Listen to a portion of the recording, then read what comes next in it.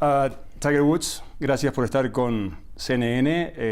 Recientemente tuviste una cirugía en la espalda. ¿Cómo estás? Tiger, thank you so much for being with CNN. You recently had surgery. Mm-hmm. How's your back? Back's good. I'm a month out from surgery. I can't do anything, so just been sitting around getting really good at video games and watching my kids play soccer. Which ones? Pretty much anything. Anything I can grab my hands on to waste time. Chasing your kids. You were saying off the record, but right? Slowly. I can't run, so I have them. They play a lot, and I just kind of supervise. ¿Cuál es tu hoja de ruta hasta que puedas volver a estar competitivo en el golf? What is your route map until you can get to the level of golf you want to be? You know, that's a great question because I don't know. I really don't, and I've always been a pretty good person that needed a plan, but there's really not a plan yet in place.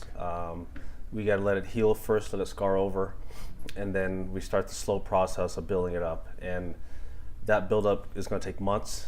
I don't know how many months it's going to be, but once I build up to where I'm strong enough, but then I have to get explosive enough to be able to hit the ball, and then on top of that, build up the endurance to not only hit golf balls, but then to play, round after round after round.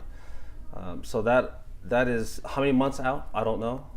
And I wish I could give you an answer because it would make me feel a lot better if I knew an answer. But I just know it's going to be months. Is something recurrent? Is it your second surgery of the type? Yeah. Something, or is it going to ease you your way? ¿Es algo que está recurriendo o te va a facilitar el golf?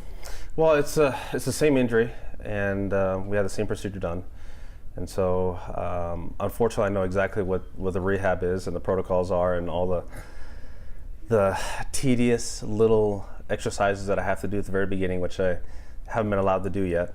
But I'm probably going to start here probably within the next week or so, and then slowly build up from there. Estás de vuelta en México. Abriste el año pasado el Diamante en Los Cabos y ahora estás por otra razón. You're back in Mexico. Mm-hmm. You recently opened El Diamante in Los Cabos, one of your latest projects, design projects, and you're back in Mexico for a different reason, right? Yeah, Diamante opened up last year. I have never been in Mexico City before.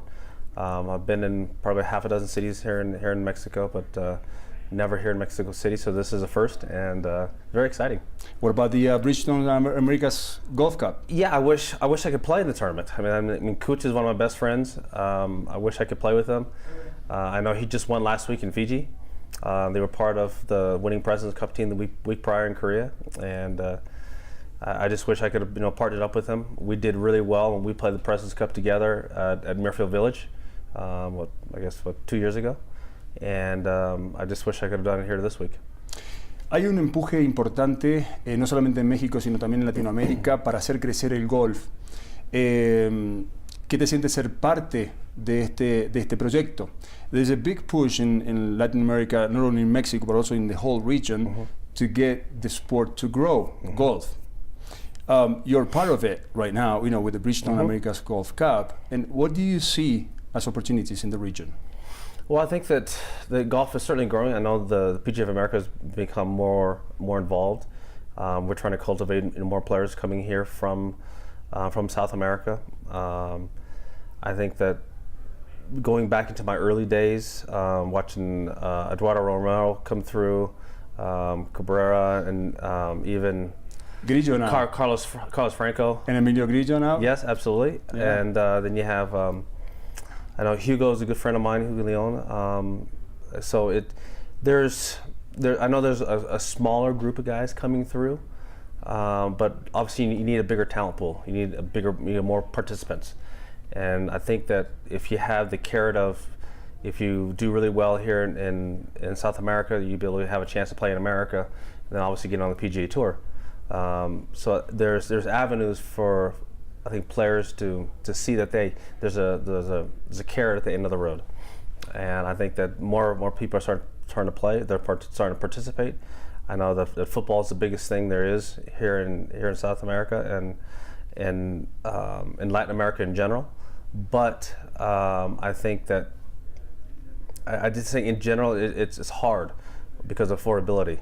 Finding places that you can play and the affordability of golf is it's so much more costly than any other sport, and so that's one of the things that we're fighting in the States. It's not just localized in the United States. It's around the world. It's one of the global complications that we have of our sport. Why isn't our sport growing? We're growing visibility-wise. There are more people watching golf, but the participation isn't the same. De hecho, Masters, Augusta Masters, RNA, the USGA, están todos metidos ya con el Latin America Amateur Championship para hacer crecer el deporte, ¿no? The RNA, the USGA, the Masters are all betting on the amateur players in Latin America to grow the sport. In the same sense, the Bridgestone Americas Golf Cup, the objective is to grow the sport of golf in all the Americas. Should it be part of the PGA Tour in the U.S.?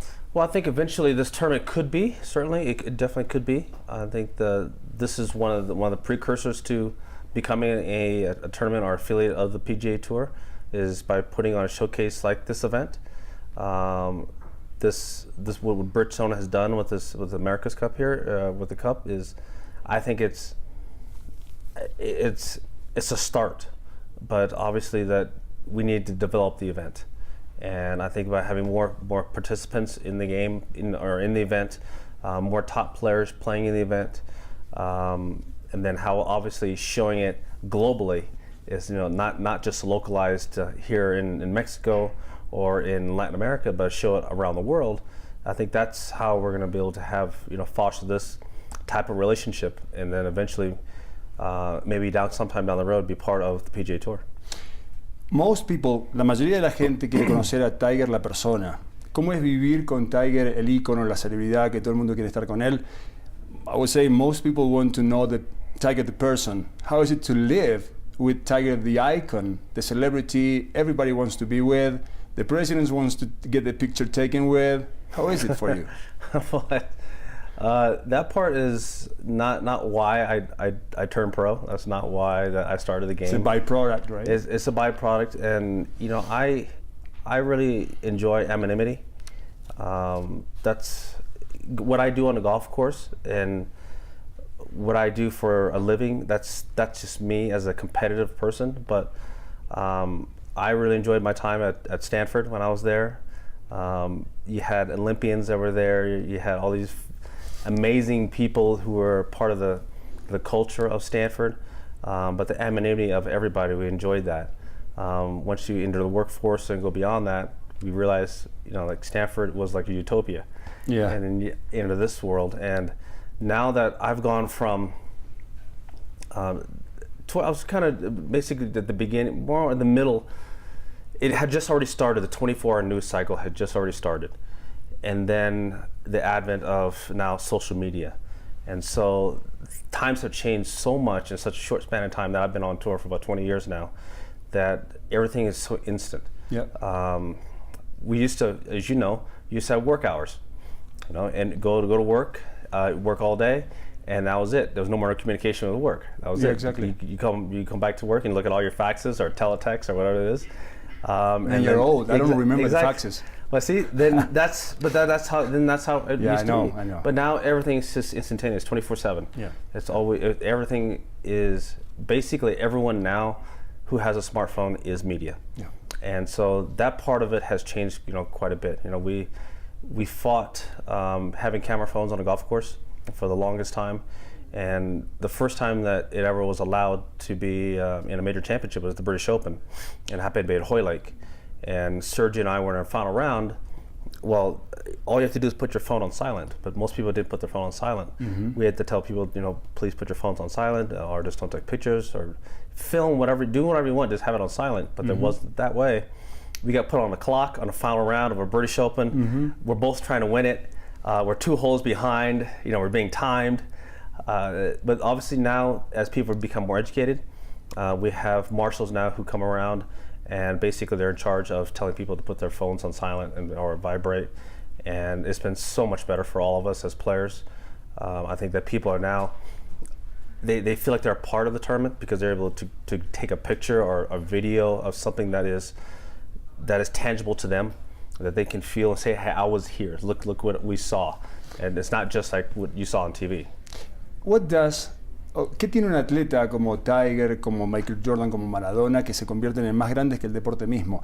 What does an athlete like you, Tiger Woods, Michael Jordan, Diego Maradona, what do you have that at the end of the day you become bigger than the sport itself? I don't think we're necessarily bigger than the sport. I just think that we've had so much success in the sport. And I think it's in the way we've done it, whether it's through just pure dominance, or maybe someone may have a more flashy personality as well as dominating. Some people are, they may do it differently than anyone's ever seen it done before in the past. And I think that's where I think people kind of gravitate towards. What Messi and Ronaldo are doing now in soccer is just phenomenal, but two different ways of doing it, right? And then you have Jordan coming into the league. He did it completely different than anybody else. And then when I came into golf, I done it differently because no one had ever trained. No one ever lifted weights. No one ever ran miles. No one ever did wind sprints. No one ever did any of those things in golf, so I did it differently. And I had the success doing it differently. And I think that's what people sometimes see and have gravitated towards. La última pregunta. El golf, todos sabemos, tiene una relación romántica, de amor y odio. ¿Sentís que te ama el golf como antes, como siempre? Golf, we all have a romantic relationship with golf, with hate and love, right? All in the same shot. Exactly. Yeah. Do you feel that that golf still loves you? I love golf, and there are times when I know that golf does not love me. When I hit that shot, I think it's perfect, and ends up in a bunker, or it gets a bad bounce and ends up in the water.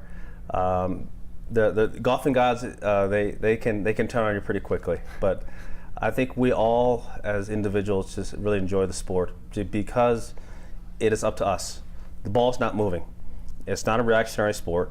It's just looking right at you and laughing at you and says, okay, there's a gopher hole somewhere down there. Go put it in there, and it's up to you to do it. In golf, if it still loves you, until when do you think that love is going to last? I don't know. I don't know how long I'm going to play for. I love playing the game, and I love competing at this level. I love being part of the playing against the best players around the world. That to me has been so much fun for now 2 decades of doing it. Hopefully I can still continue to do it for many more years to come down the road, and winning many more championships. That's why I'm rehabbing. That's why I had the surgery. That's why I'm taking my time and trying to get back, because I really miss being out there at that level. I had a chance to win Wyndham, the last tournament I played in, and God, it felt good to be back there in contention, even though I didn't win. But it felt good to have the juices flowing and knowing that I was that close to winning. I miss being in those opportunities. I'm not going to win every one. Certainly haven't done that in my entire career. But the more chances I can put myself there, I think I'm going to win a few. All the luck in the world. Absolutely. Thank you. Thank you so much. Thanks for your help. Muchas gracias. You got it.